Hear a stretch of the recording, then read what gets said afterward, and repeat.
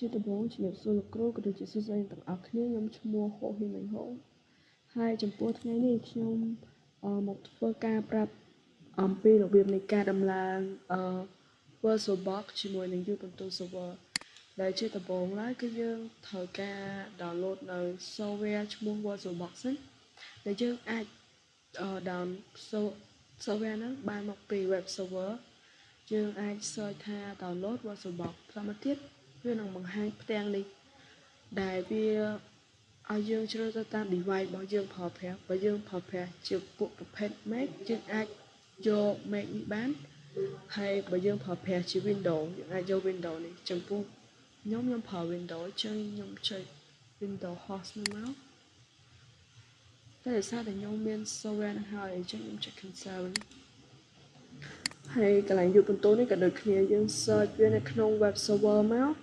យើងនឹងឃើញពាក្យ download យើងចុច click ទៅលើពាក្យ download ហ្នឹងទៅវានឹងធ្វើការ download ឲ្យយើងហើយនេះគឺជា software របស់ខ្ញុំពីនឹងមិញហ្នឹង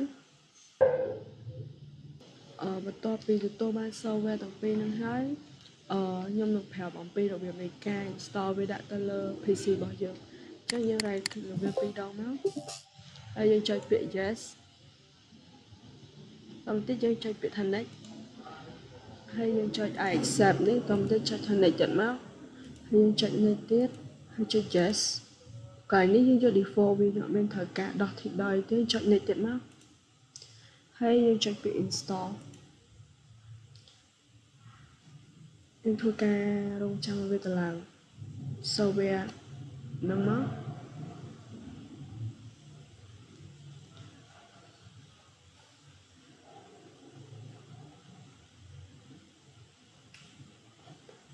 នេះគឺវាលោតពាក្យ finish បានន័យថាយើង install វាបានជោគជ័យហើយយើងចុច finish ហ្នឹងមក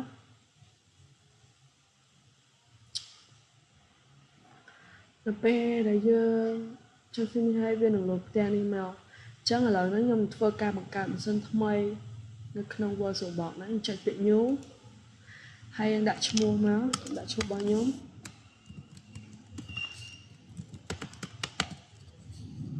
កន្លែងនេះយើងធ្វើការជ្រើសទីតាំងខ្ញុំចង់ដាក់កន្លែងណាក៏បានដែរតែខ្ញុំដាក់នៅក្នុង 3D ខ្ញុំធ្វើការបង្កើត folder រួចរាល់ចុច select folder មកហើយកន្លែង OS នេះយក Linux កន្លែងនេះគឺយើងយក Ubuntu ហើយយើងធ្វើការចុចតើពេលយើងធ្វើការដាក់ហើយយើងចុច finish មកហើយយើងចុច start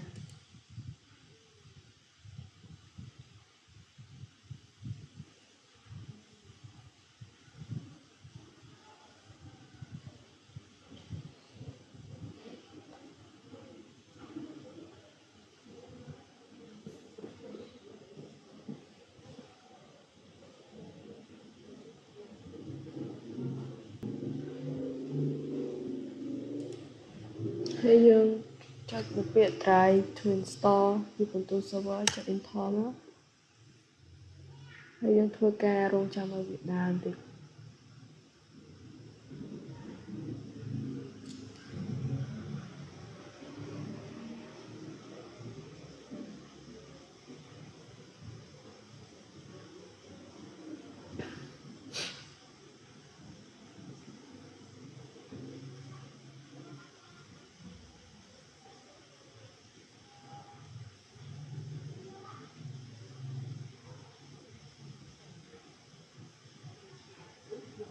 យើងធ្វើការចុច enter មក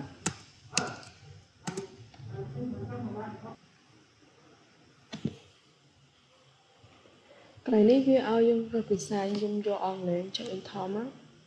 ហើយកន្លែងនេះយើងយក continue without updating ហើយចុច done មកហើយចុច done ទៀតមកកន្លែងនេះខ្ញុំចុច done ដែរយើងរងចាំឲ្យវាដើរបន្តិចសិនមក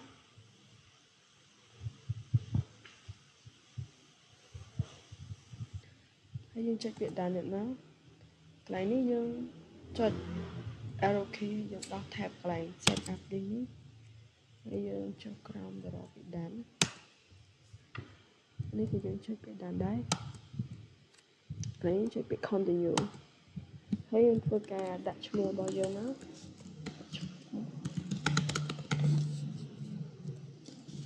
កែ server នេះយើងដាក់ឈ្មោះមួយក៏បានដែរ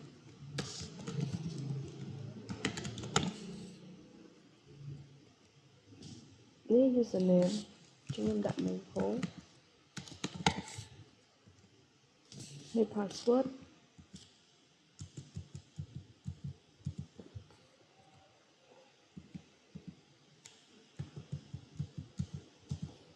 ហើយយើងចុច download ចុច continue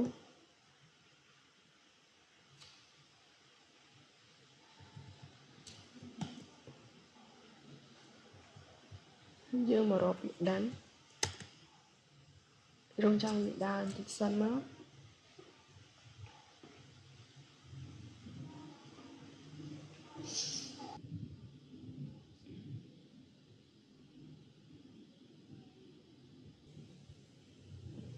ចឹងកន្លែងនេះវាចាំយូរបន្តិច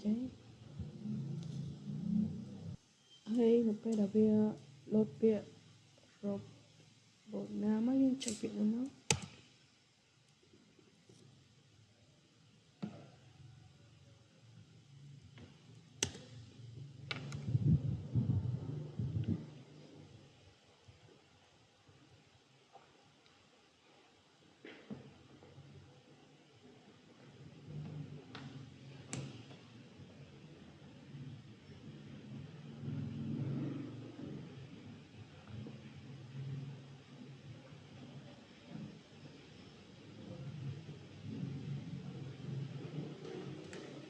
កន្លែងនេះយើងធ្វើការវាយ user ដែលយើងបានដាក់មុនហ្នឹងហើយ password យើងចុច enter មកឥឡូវនេះដល់វគ្គដែលយើងត្រូវវាយ command នេះចឹង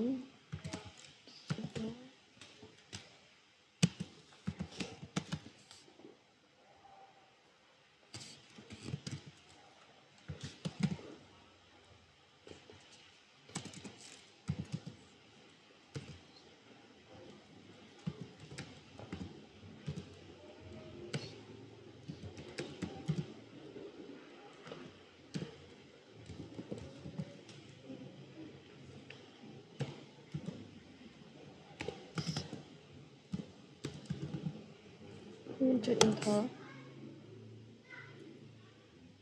កន្លែងនេះវា require យើងវាយ password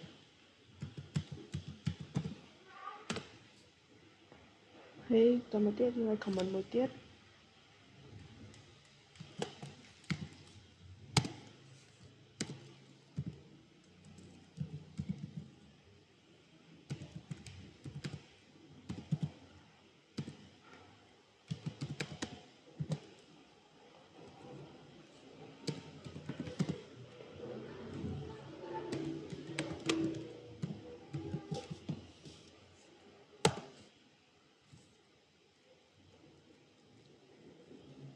កន្លែងនេះយើងវាយ check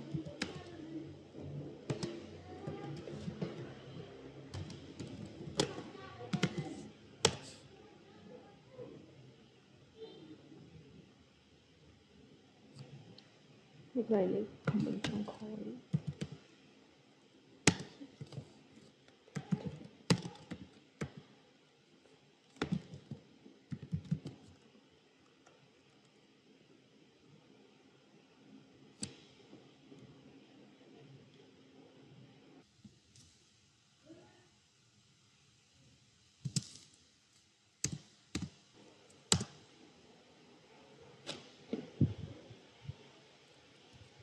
កន្លែងនេះយើងធ្វើការរងចាំដើម្បីវា upgrade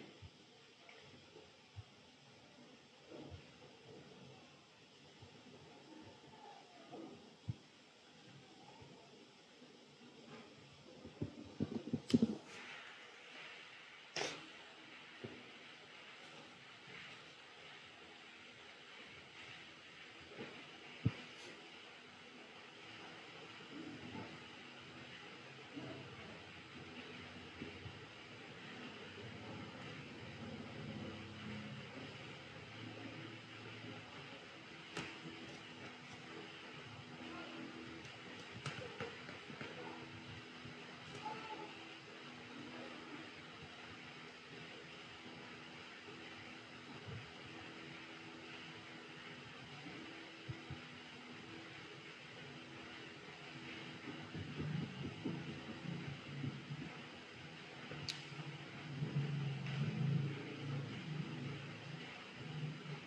ពេលដែលវាជាផ្ទាំងនេះហើយគឺយើងចុចពាក្យ tab ដើម្បីទៅរកពាក្យ OK យើង enter មកអូខេអញ្ចឹងការ install ពីបន្ទូ server របស់ខ្ញុំគឺទទួលបានជោគជ័យអរគុណច្រើនគ្រូ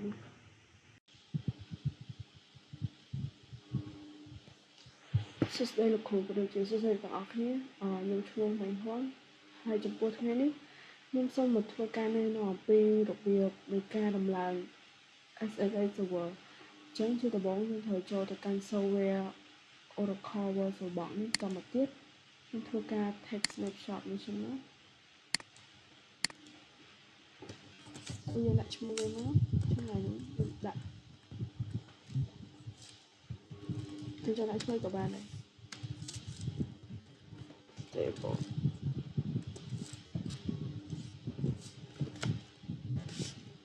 យើងចុច OK បន្ទាប់ពីយើង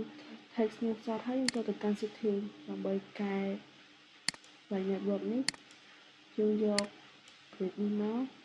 នៅកន្លែងនេះគឺយើងយក file នេះមកតទៅទៀតយក log all ហើយយើងចុច OK អូខេឥឡូវបន្ទាប់ពីយើងកែ setting ហើយអស់យើងអាចចុច start ម៉ាស៊ីនយើងបាន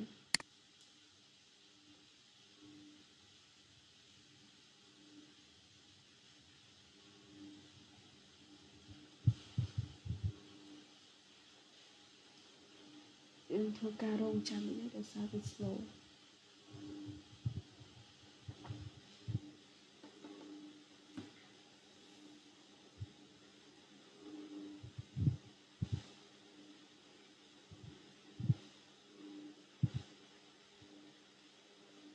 ឥឡូវយើងធ្វើការវាយ user ដើម្បី log in មក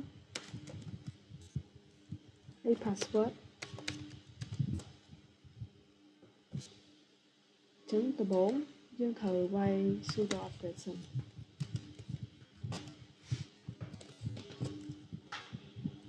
ហើយយើងវាយ password ទៀតយើងធ្វើការរងចាំឲ្យវាបានបន្តិចសិនណា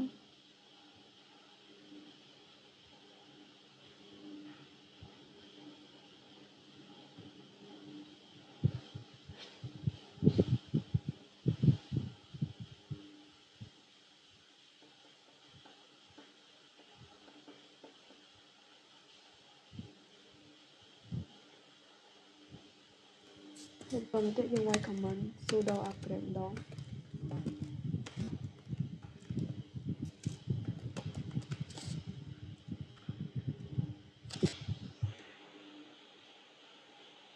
ហើយយើងវាយ yes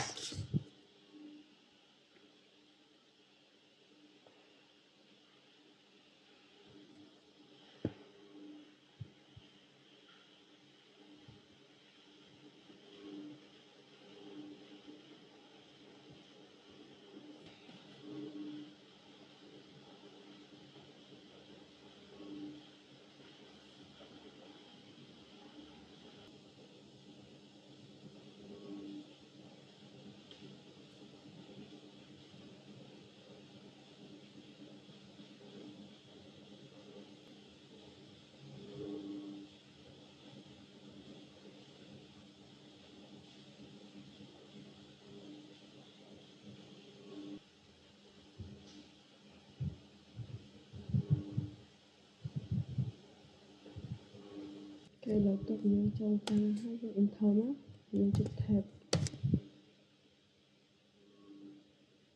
ហើយយើងធ្វើការ check ម្ដងទៀតថាយើង update អស់នៅ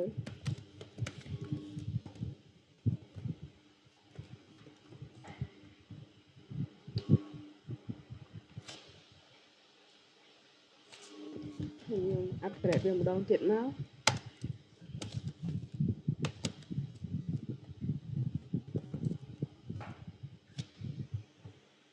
ខេពេលវាចេញពាក្យដាននេះបានថាយើងបាន update វារួចរាល់អស់ហើយអញ្ចឹងជំហានបន្ទាប់គឺយើងសួរថាយើងជាអ្នកគេ ONI អូខេតមកទៀតយើងទៅកាន់ line directory យើងឥឡូវហ្នឹងយើងអាចធ្វើការ install server SSH បានហើយអញ្ចឹងយើងធ្វើការវាយ command install មក យើងវាយ sudo apt install open SSH server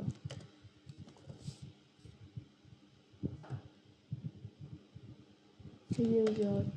y yes មក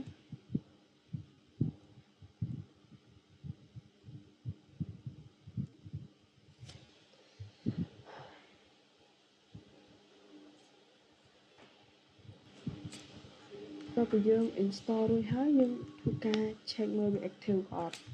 យើងវាយ command មកគឺ sudo system ctl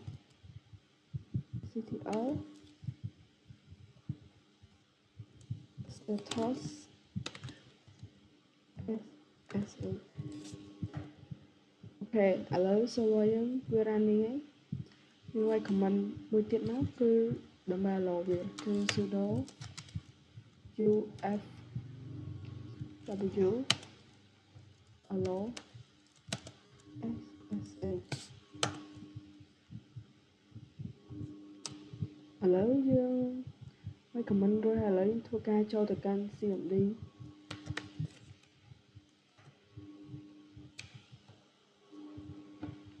នៅ command នេះគឺ ipa ដើម្បីយើងមើល IP address វាចឹងនេះគឺជា IP address របស់ខ្ញុំ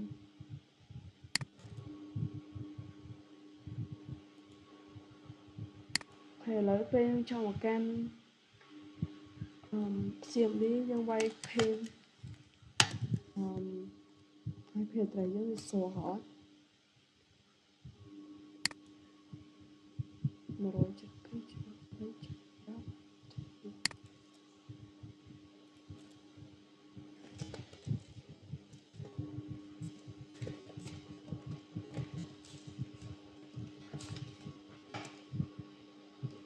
ខេចឹងនេះចេញប៉ុណ្ណឹងវាស្គាល់IP address របស់យើងហើយបន្ទាប់ពីនោះមកគឺយើងវាយចំពោះ command ទៅគឺ SSH ហើយ user របស់យើងយើង add IP address មក172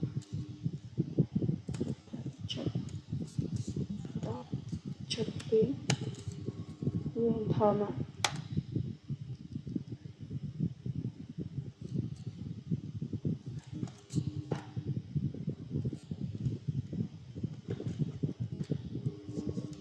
ឥឡូវយើងធ្វើការវាយ password ឥឡូវយើងនឹងចូលមកដល់កន្លែងយើងហើយ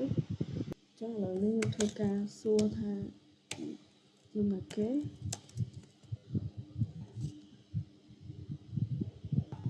អូខេហើយបន្តមកទៀតយើងមើលកន្លែង delete tree របស់យើង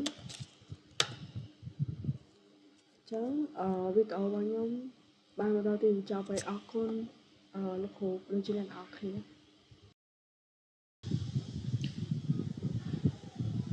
ជាដំបូងជំរាបសួរលោកគ្រូក៏ដូចជាសួស្តីអ្នកទាំងអស់គ្នាចំពោះថ្ងៃនេះខ្ញុំសូមមកធ្វើការណែនាំអំពីរបៀបនៃការប្រើប្រាស់ command foundation របស់ server Ubuntu យើងឥឡូវនេះខ្ញុំកំពុងតែឈរនៅលើSSH របស់យើងដោយសារខ្ញុំធ្វើការ login ហើយអស់ហើយអញ្ចឹងខ្ញុំប្រាប់ពី command ទាំងអស់គ្នាអញ្ចឹងដំបូងយើងវាយ who am I អូខេឥឡូវហ្នឹងserver របស់យើងគឺស្គាល់ user របស់ខ្ញុំគឺ main home បន្តមកទៀតយើងវាយ command pwd command ហ្នឹងគឺយើងប្រើដើម្បីមើល directory របស់យើងអញ្ចឹង directory របស់ខ្ញុំឥឡូវហ្នឹងគឺខ្ញុំឈរនៅកន្លែង home ហើយបន្តមកទៀតគឺយើងវាយ sudo apt update យើងមើលសិនថាយើងមានអីថា update អត់យើងវាយ password មក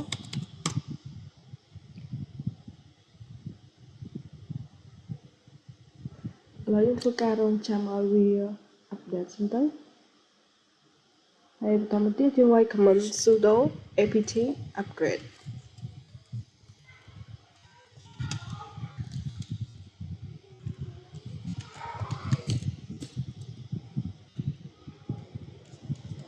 ខេឥឡូវយើងធ្វើការ update ជាមួយ upgrade ហើយអញ្ចឹងបន្តមកទៀតខ្ញុំធ្វើការវាយ command បង្កើត file អញ្ចឹងដើម្បីបង្កើត file បានគឺយើងវាយ command touch ហើយខ្ញុំដាក់ឈ្មោះមក sv11.12 បន្តមកទៀតយើងធ្វើការវាយ print នៅ string អញ្ចឹងយើងវាយ echo single quote ហើយបន្តមកទៀតយើងវាយក៏បានដែរ hello my name is Hohi Minho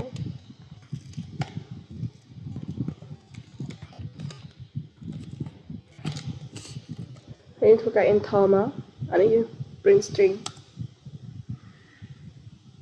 មកទៀតយើងវាយ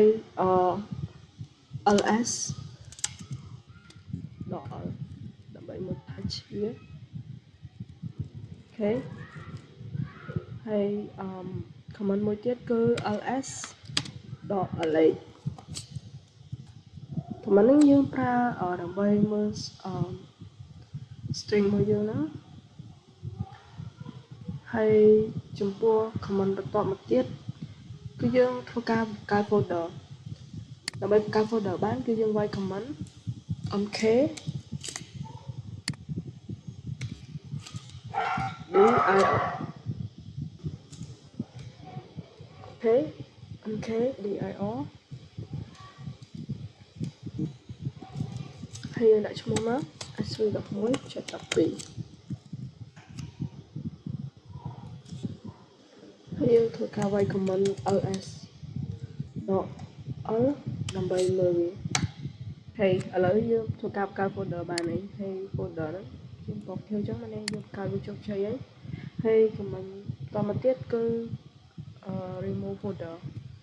ចឹងដើម្បី remove folder បានយើងវាយ rm ដល់ ir ហើយវាយឈ្មោះ folder មក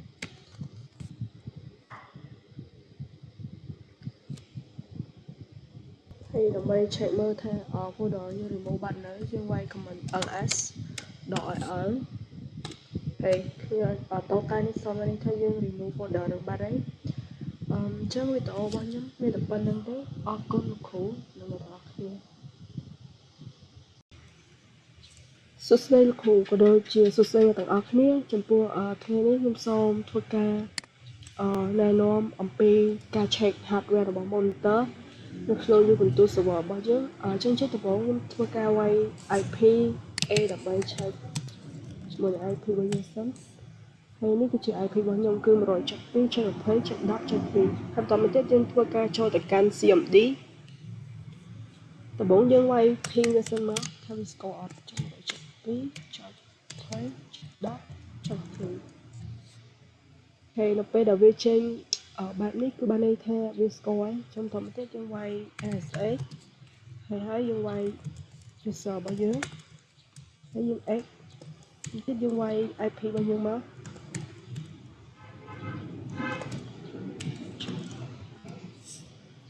ហើយយើងវាយ password នៅពេលដែលវាចេញបែបនេះបានន័យថាយើង connect NSA យើងបានហើយខ្ញុំធ្វើការ clear វាមួយសិនហើយដំបូងយើងត្រូវវាយ command who am I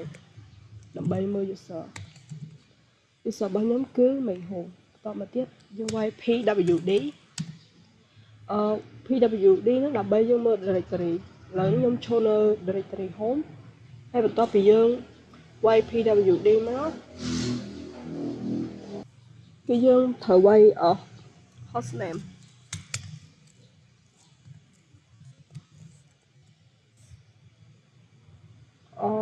ចំពោះ hostname របស់ខ្ញុំគឺ Hohi Minho បន្ទាប់ពីនឹងហើយគឺយើងធ្វើការ check ទៅលើ CPU អញ្ចឹងដើម្បី check ទៅលើ CPU គឺយើងវាយ command scpu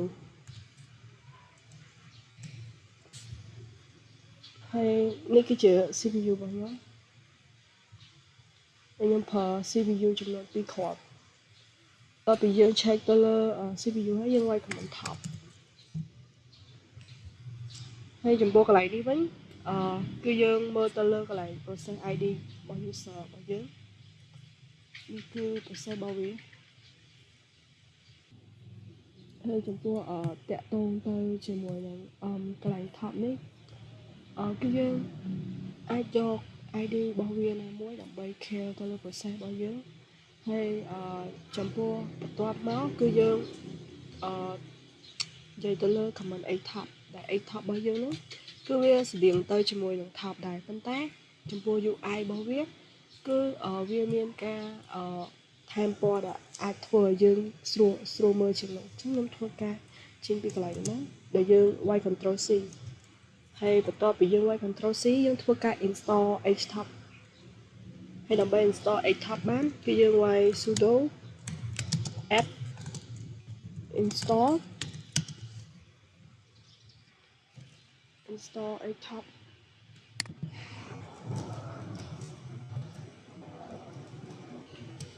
យើង Y ដក Y មកយើងមិនចាំបាច់ត្រូវ Y command ចេះសំណល់ទៀតហើយយើង Y password យើងបញ្ចូលមក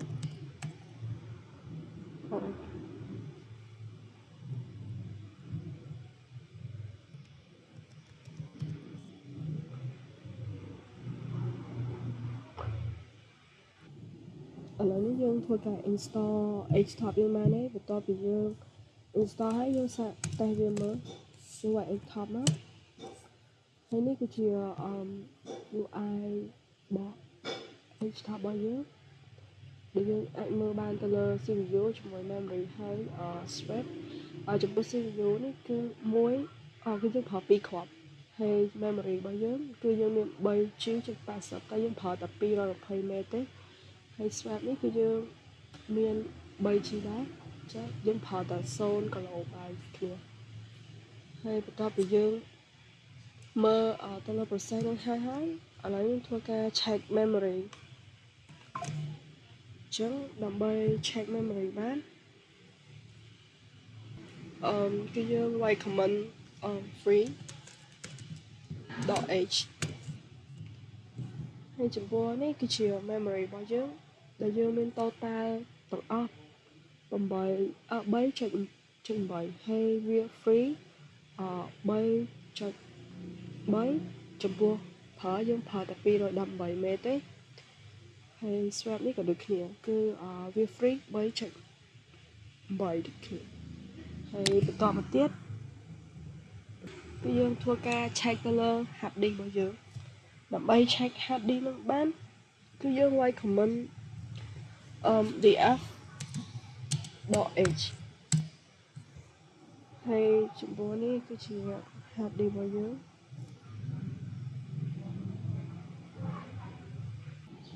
ហើយចំពោះបើសិនជាករណីបើសិនជាយើងមាន hard disk 2យើងគ្រាន់តែ Y command ls blk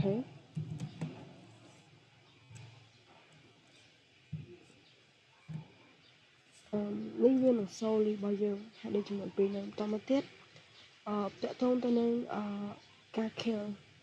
អញ្ចឹងយើងដំបូងយើងធ្វើការ check ជាមួយនឹង htop សិនមកដើម្បីមើល process ID របស់វាហើយនេះគឺជា process ID របស់វាបើយើងចង់ kill process មួយណាយើងគ្រាន់តែយក ID របស់វាមកហើយយើង Y command clear អញ្ចឹងខ្ញុំធ្វើការមើលសិនថាយកមួយណាអូខេឥឡូវខ្ញុំធ្វើការយកពី process ID មួយនេះគឺ666អញ្ចឹងយើងធ្វើការ Ctrl C ដើម្បីចូលទៅកន្លែងយើងតាមទៅយើង white kill ហើយយើងឲ្យ19តាមទៅ process ដែលខ្ញុំចង់ kill ហ្នឹងគឺ666ហើយយើង enter មកអញ្ចឹងឥឡូវនេះវីដេអូ hardware monitor របស់ខ្ញុំបានដល់ទីបញ្ចប់ហើយអញ្ចឹងអរគុណលោកគ្រូគ្រូជំនាញអរគុណដែលបានមើលជំរាបសួរលោកគ្រូក៏ដូចជាសួស្តីទាំងអស់គ្នាចំពោះថ្ងៃនេះខ្ញុំសូមធ្វើការណែនាំអំពីរបៀប compress file នៅក្នុង server Linux អញ្ចឹងដំបូងយើងត្រូវចូល check IP ទៅដែលយើងវាយ IPA ដើម្បីមើល IP របស់យើងទៅ connect SSA server ហើយនេះគឺជា IP របស់ខ្ញុំអញ្ចឹងយើងបើក CMD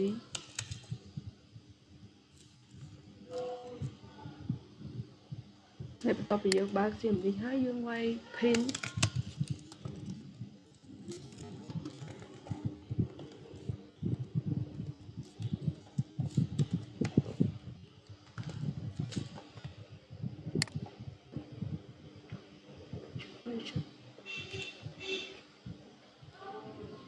ហើយយើង enter មក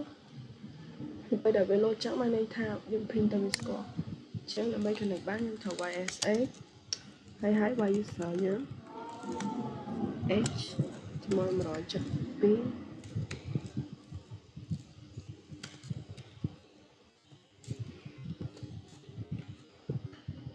ហើយយើងវាយ password មក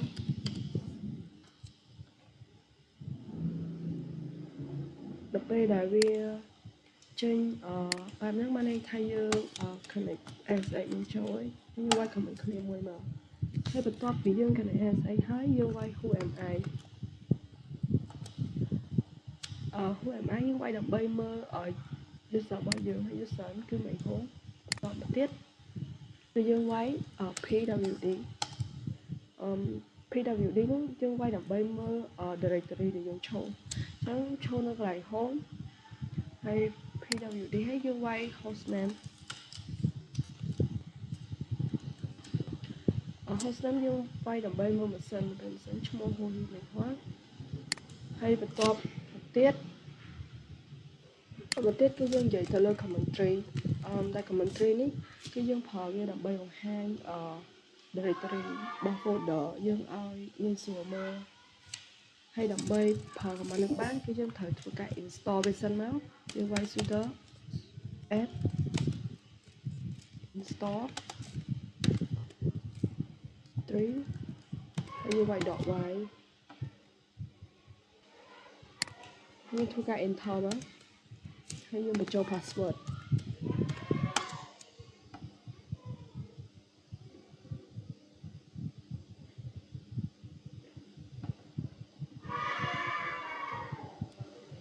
បន្ទាប់ពីយើងបាន install command នឹងហើយចំណុចបន្ទាប់ទៀតគឺយើងធ្វើការបង្កើត folder មកដើម្បីបង្កើត folder បានយើងវាយ mk ជា .p ចំពោះ .p ហ្នឹងគឺយើងដើម្បីបង្កើត parent directory automatic ហើយបន្តទៀតយើងបង្កើត folder 001/002/003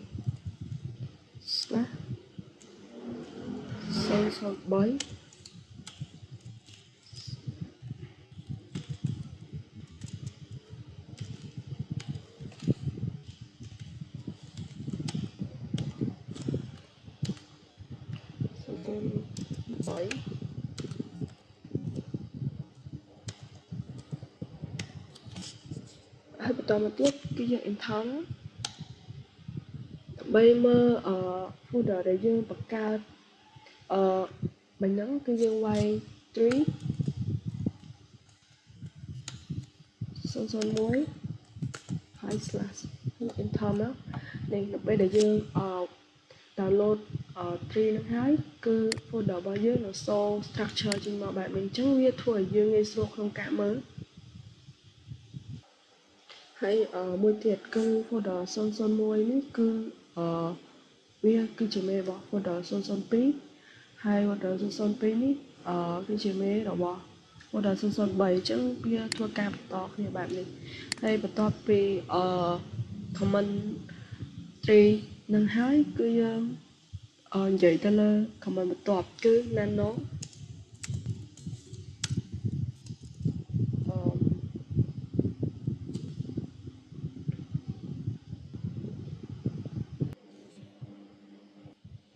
nano ហ្នឹងគឺយើងនិយាយទៅលើtext editor នៅក្នុង terminal អញ្ចឹងខ្ញុំដាក់វាយ nano ហើយយើងដាក់ឈ្មោះវាមក sv11.12.txt ហើយយើង enter មកឥឡូវហ្នឹងវាចូលទៅកន្លែងផ្ទាំងហ្នឹងហើយអញ្ចឹងយើងចង់ទៅសេថៃមិនក៏បានដែរអញ្ចឹងខ្ញុំទៅសេថា ctext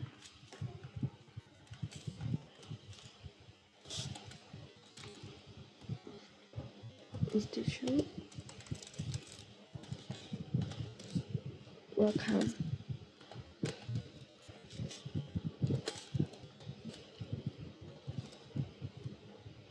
SV 1 2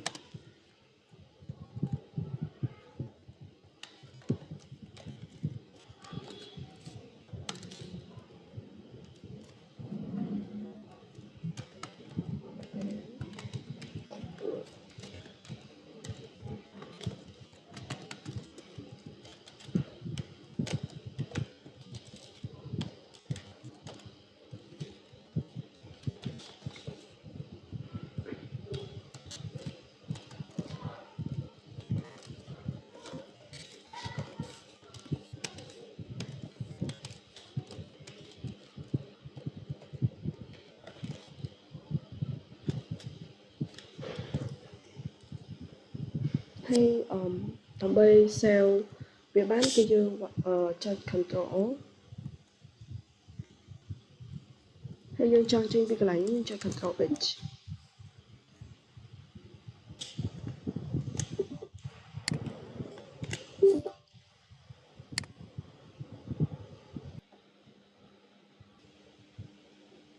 hayបន្ទាប់ពីយើងចេញពីកន្លែងហ្នឹងហើយយើងចង់មើលអាទិចដែលយើងសរសេរវិញហ្នឹងយើងវាយ cat ហើយយើងដាក់ឈ្មោះ file មក sv 11 12 text នេះគឺជាtext ដែលយើងបានសរសេរវិញហ្នឹងsystem issue ហ្នឹងហើយបន្ទាប់ពីការងារហ្នឹងហើយយើងចង់ copy file របស់ sv 11 12នេះដើម្បីបញ្ចូលទៅក្នុង folder 01 02 03 04ហ្នឹងគឺយើងប្រើ command cp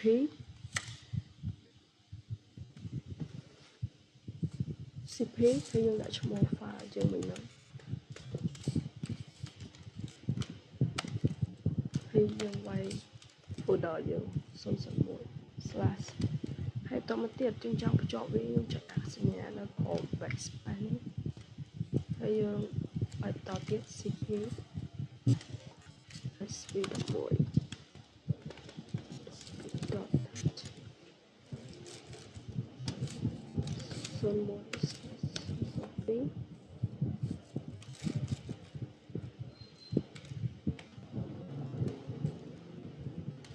ហើយ cp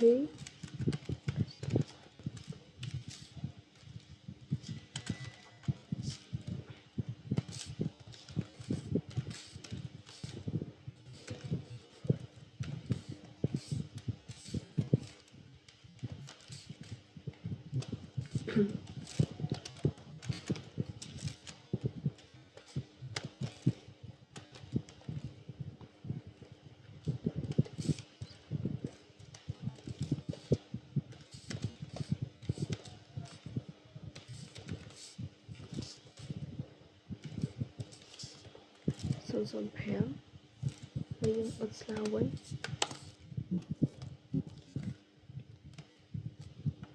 យើងចង់យើងអាច copy វាក៏បានដែរ control cp ដើម្បី copy វាហើយ control c web ខ្ញុំច្រឡំ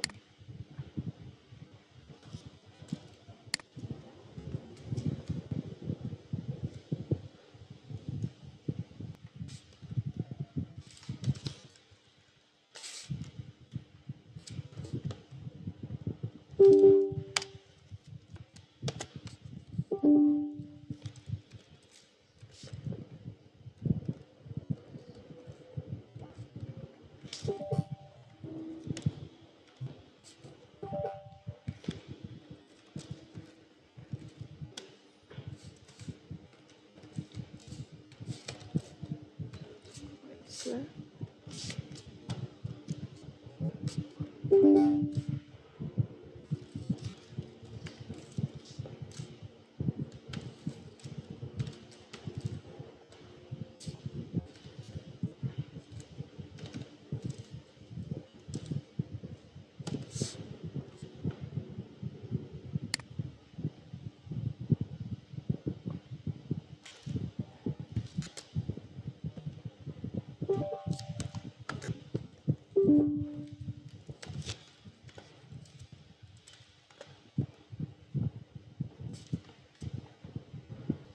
ពីយើងសរសេរអស់ហើយយើង ធ្វើការ enter មកដល់ពេលយើង copy ហើយអស់មកយើងចង់មើល folder របស់យើងនឹងអញ្ចឹងយើងចុចy3 001 មកយើង enter មកចង់ដឹងថា file ដែលយើង copy នឹងបានអត់អូខេឥឡូវ file របស់យើងអស់ហ្នឹងគឺបានចូលនៅក្នុង folder មួយបានហើយនេះគឺ001 sv11.12 ហើយរហូតដល់010អញ្ចឹងបន្តមកទៀតគឺយើងនិយាយទៅលើការ compress file ដែល compress file យើងហ្នឹងមានដូចជាថាzip ឥឡូវសូមនិយាយទៅលើថាមុនទេហើយដើម្បីបង្កើត file ថាបានគឺយើងត្រូវវាយ command យើងវាយថា .cvf ហើយយើងដាក់ឈ្មោះ file យើងមក sv11.12 ដល់ថា001ហើយធ្វើការ enter មកហើយបង្កើត file ថាហើយនេះយើងទទួលបាន file ថាបែបនេះឥឡូវយើងធ្វើការ extract វាហើយដើម្បី extract វាបានគឺយើងត្រូវវាយ command ថា dot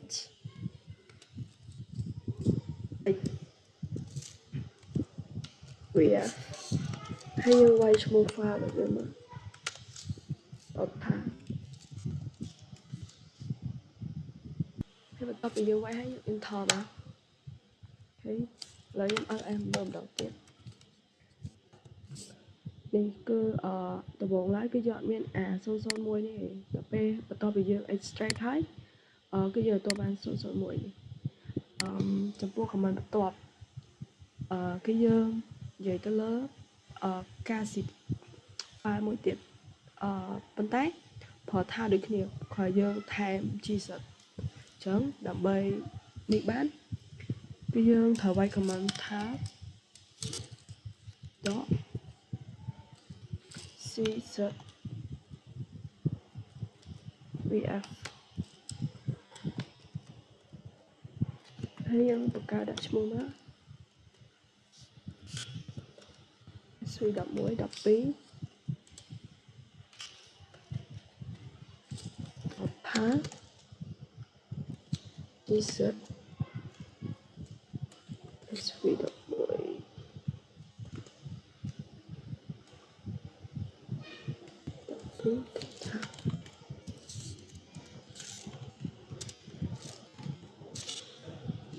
យើងធ្វើការ enter មកអូវេខ្ញុំវាយ command ខុសសុំម្ដងទៀត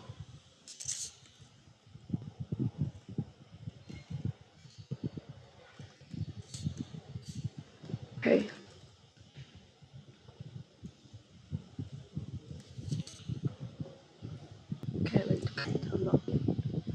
ហើយយើងធ្វើការ ls មើលម្ដងទៀតមកនេះបន្ទាប់ពីយើង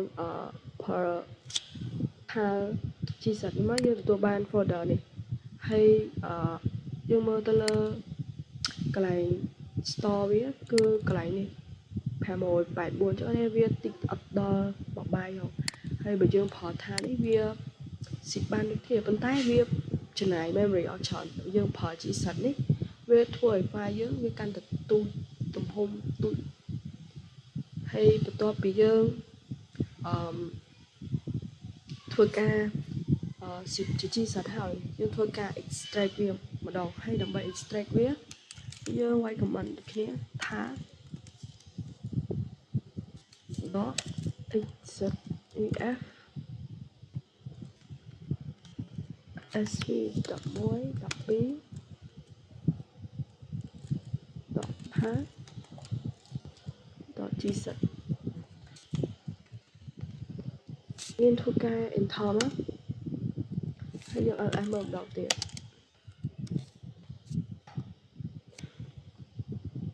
នេះគឺជាទៅពេលដែលយើង extract ហើយអញ្ចឹងខ្ញុំធ្វើការ remove sv11.12 ដល់ថានេះចោលមួយសិនណា ដើម្បីយើង extract អា G-set នេះទៅយើងមើលឃើញ OV 12 ថាអូខេឥឡូវយើងធ្វើការវាយ command extract បាត់យើងអត់ឲ្យមើលសិនណាថាបាត់ហើយអូខេហើយបន្តមកទៀតយើងធ្វើការ extract អានេះគឺថា .gset នេះយើងវាយ command មុនហ្នឹងមកយើង enter ហើយយើងអត់ឲ្យមើលម្ដងទៀតនេះគឺយើង extract បានហើយដោយសារតែយើងធ្វើការ compress វា2តង់អញ្ចឹងមកយើងចង់ទៅដល់អាកន្លែងមួយនេះយើងធ្វើការ extract វា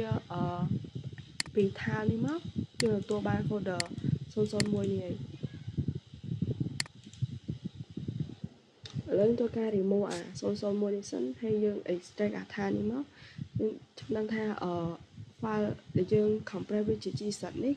ហើយបន្ទាប់ពីយើង compress វាជា G-set ហើយយើង compress វាជាថានេះវាទទួលបានអត្ថន័យដូចអា folder 001នេះអត់ចឹងខ្ញុំ remove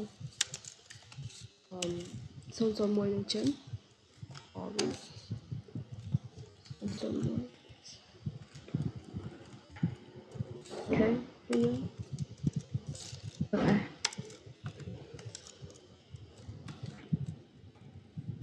យើងremove ហើយអញ្ចឹងយើងធ្វើការ extract វាអា file យើងទៅតែ extract ពី G-set នេះយើងទទួលបាន file ថានេះយើងប្រើ command ដូចមុនហ្នឹងអញ្ចឹង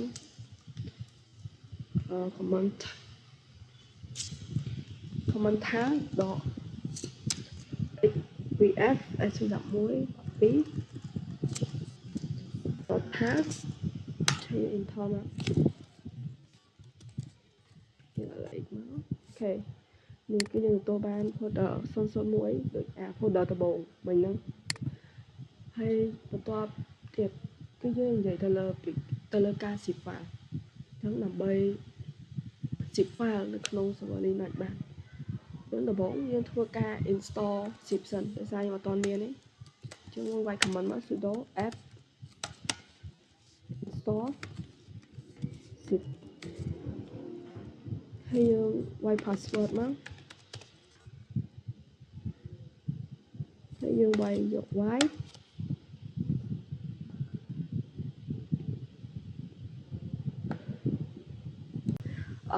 ឥឡូវដោយសារតែscreen យើងញ៉ៃពេកអញ្ចឹងខ្ញុំធ្វើការ clear ចោលមួយសិនហើយបន្ទាប់ពីយើង download zip ហើយ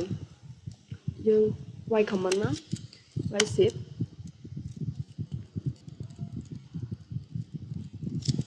.org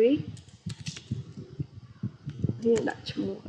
sv11.12.zip ហើយកន្លែងនេះគឺយើងចង់ zip ទៅលើ directory មួយណាយើងដាក់ឈ្មោះ folder វាមកហើយចំពោះកន្លែង org នេះដែរគឺបានន័យថាកន្លែងorg នេះគឺ recursive ដែលយើងធ្វើការ include folder ហើយ v នេះគឺបានន័យថាយើង solve process ហើយតោះពីយើងវាយ command ហើយយើងធ្វើការ enter មកហើយយើងធ្វើការ ls មើលនេះឥឡូវហ្នឹងគឺយើងទទួលបាន folder zip ហើយ sv11.12 zip ដែលយើងទៅការ zip បាញ់ហ្នឹងឥឡូវធ្វើការ remove folder 001នេះចោលទៅហើយចាំយើងពលា zip ថាយើង zip បានអត់អញ្ចឹងតាម remove ជួយ om.org ហើយយើងចង់ remove 001មក enter ហើយយើងអត់ឲ្យមើលម្ដងទៀតហើយឥឡូវយើង remove ហើយអញ្ចឹងខ្ញុំធ្វើការ unzip file ដែលយើងទៅ zip មិញហ្នឹងហើយដើម្បី unzip បានយើងវាយ command មកគឺ unzip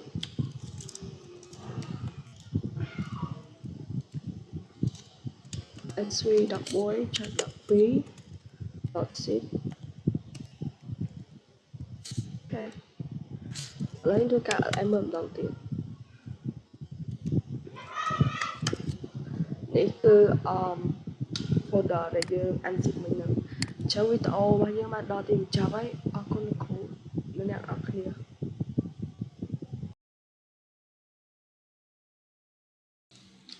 សួស្តីលោកគ្រូក៏ដូចជាសួស្តីអ្នកទាំងអស់គ្នាចំពោះថ្ងៃនេះខ្ញុំសូមធ្វើការ record វីដេអូអំពី topic user management អញ្ចឹងដើម្បី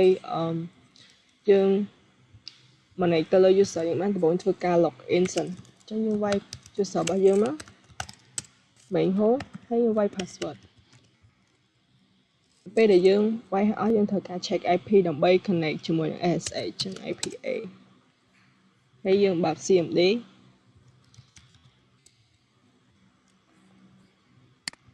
អញ្ចឹងយើងធ្វើការ ping សិន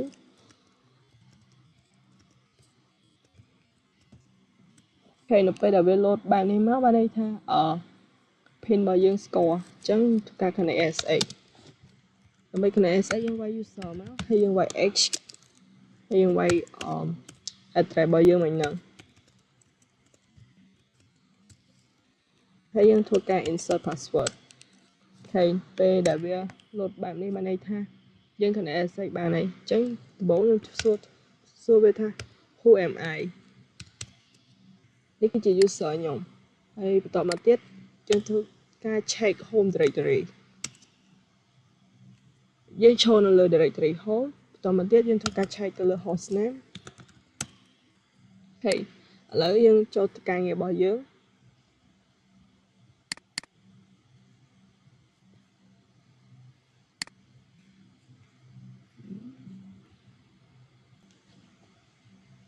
អញ្ចឹងការងាររបស់យើងដំបូងគឺធ្វើការ create simple user ហើយដើម្បី create simple user បានគឺយើងត្រូវវាយ command sudo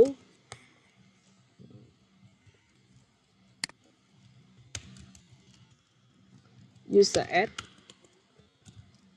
ហើយយើងដាក់ឈ្មោះ user របស់យើងមកយើងបង្កើតឈ្មោះ secret ហើយយើងធ្វើការវាយ password ហើយអញ្ចឹងយើងចង់ check មើល user នឹងយើងវាយ ls/home យើងធ្វើការ check អញ្ចឹងយើង check ឃើញទេអញ្ចឹងដើម្បី check user ដែលយើងបង្កើតមិញហ្នឹងគឺយើងវាយ cache ហើយ /etc ជាមួយនឹង pass wd ហើយ enter នេះគឺជា user ដែលយើងបង្កើតមិញហ្នឹងគឺ secret អញ្ចឹងជាហ៊ានបន្ទាប់គឺយើងធ្វើការ delete user អញ្ចឹងដើម្បី delete user បានគឺយើងវាយ sudo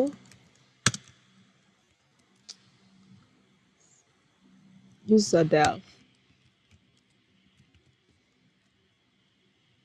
ហើយយើងវាយឈ្មោះ user មិញហ្នឹងមកហើយយើងធ្វើការ enter អញ្ចឹងធ្វើការ check ម្ដងទៀតនេះគឺយើងអត់ឃើញទេឥឡូវនេះខ្ញុំធ្វើការចូលទៅដល់ការងារទី3គឺយើងចាប់ផ្ដើម create user with home directory អញ្ចឹងដើម្បី create user នឹងបានគឺយើងត្រូវវាយ command sudo user add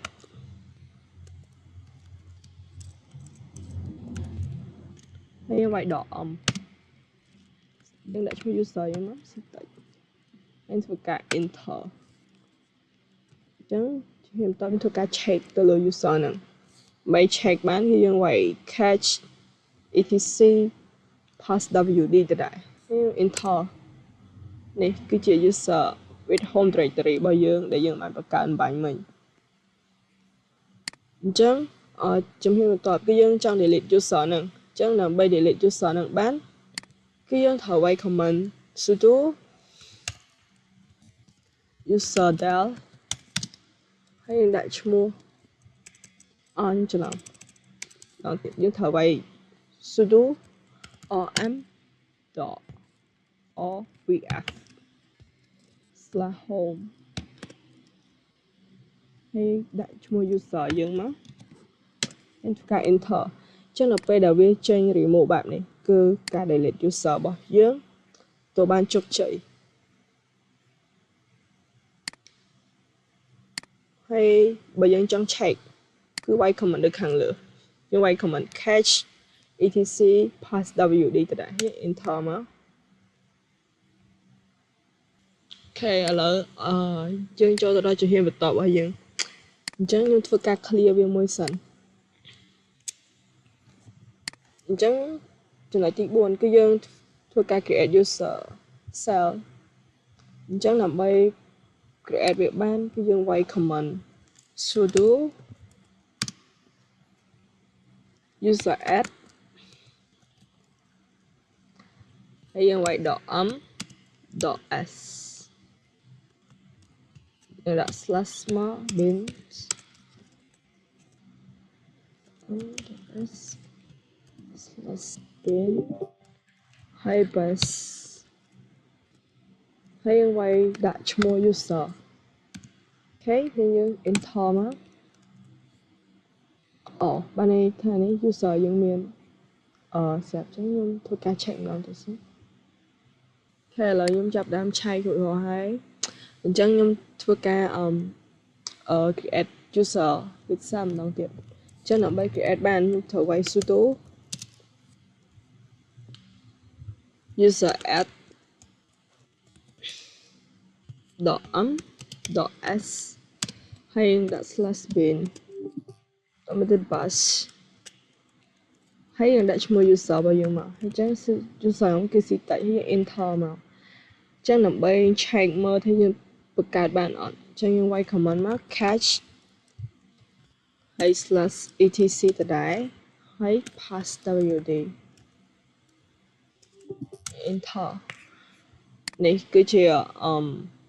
user with cell របស់យើងអញ្ចឹងជំហានបន្ទាប់ដើម្បី remove user នឹងបានគឺយើងត្រូវវាយ sudo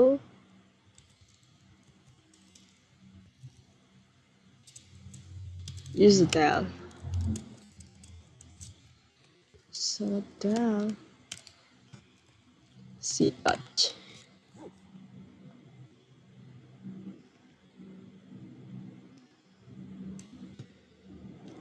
ឡើយធ្វើការ check ថាបាត់ user នឹងនៅហើយអញ្ចឹងបាត់ user វិញនឹងបាត់ហើយអញ្ចឹងចំណុចបន្ទាប់ទៀតគឺយើងនិយាយទៅលើចំណុចទី5តែ fast way to create user អញ្ចឹងដើម្បីធ្វើវាបានយើងត្រូវវាយ command sudo add user ctouch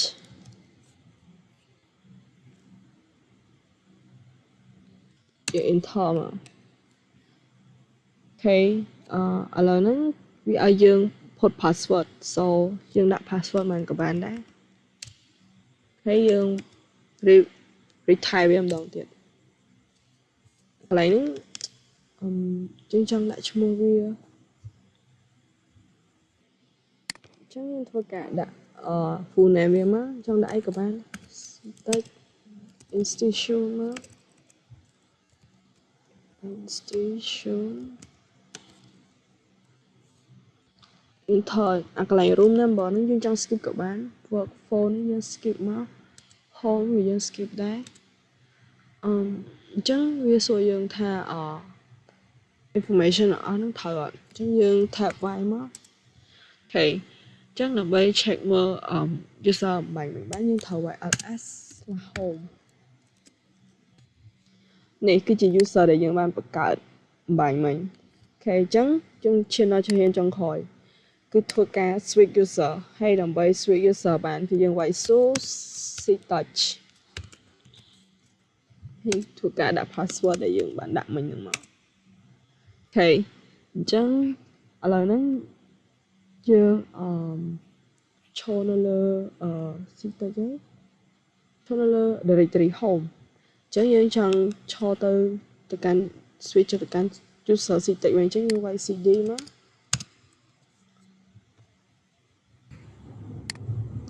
មិញហ្នឹងខ្ញុំនិយាយច្រឡំឥឡូវហ្នឹងគឺយើង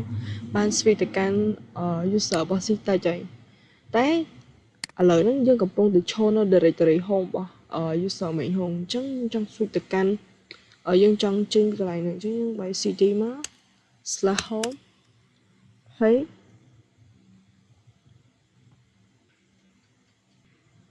CH យក enter មកហើយអញ្ចឹងឡើងធ្វើការសួរ who am I នេះគឺ user CH របស់យើងហើយបន្តមកទៀតយើង check លើ directory របស់វាចូលនៅ directory home អូខេអញ្ចឹងវីដេអូរបស់ខ្ញុំមានប៉ុណ្្នឹងឯងសូមអរគុណលោកគ្រូ